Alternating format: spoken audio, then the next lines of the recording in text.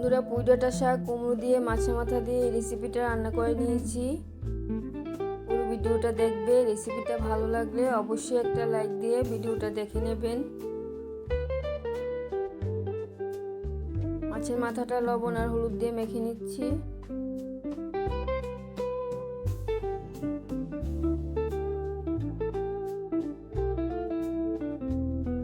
লবণ আর হলুদটা ভালো করে মেখে নিয়েছি। কড়াইটার মধ্যে সরিষার তেল দিয়ে দিলাম। তেলটা গরম হয়ে গেলে মাছের মাথাটা ভেজে নেব।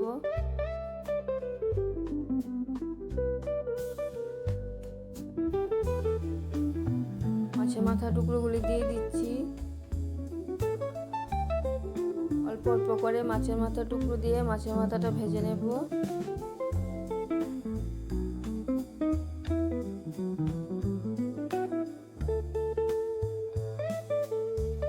মাছের মাথাটা ভাজা হতে হতে পুঁই ডাঁটা শাক পাতা নিয়ে নিলাম।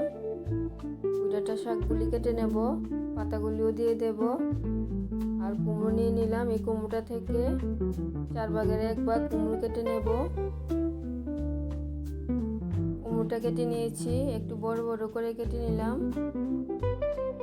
আর পুঁই ডাঁটা শাকগুলিও কেটে নিয়েছি, পাতাগুলিও দিয়ে দিলাম। ভালো করে ধুয়ে নেব।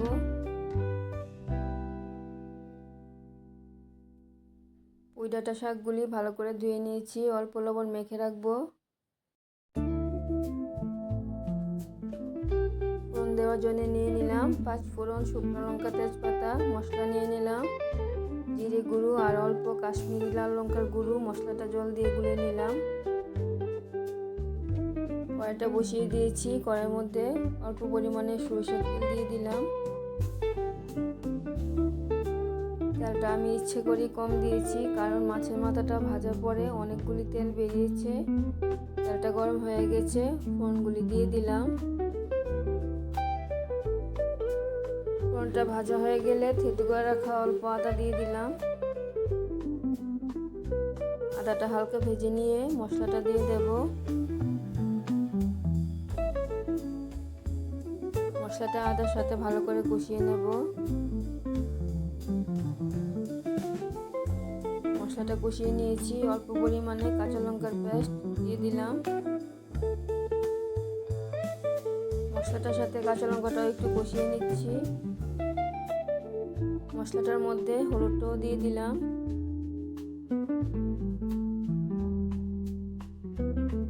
হলুদটা একটু নাড়িয়ে চাড়িয়ে দিয়ে কুমড়োটা দিয়ে দিলাম।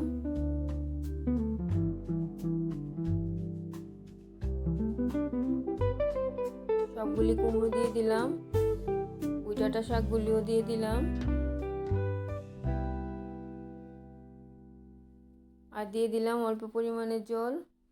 ভালো করে কুমড়ো আর পুঁই ডাঁটা শাকগুলি মিশিয়ে নেব।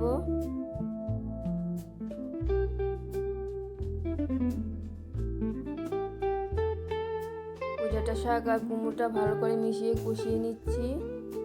অনেকটাই কষানো হয়ে গেছে।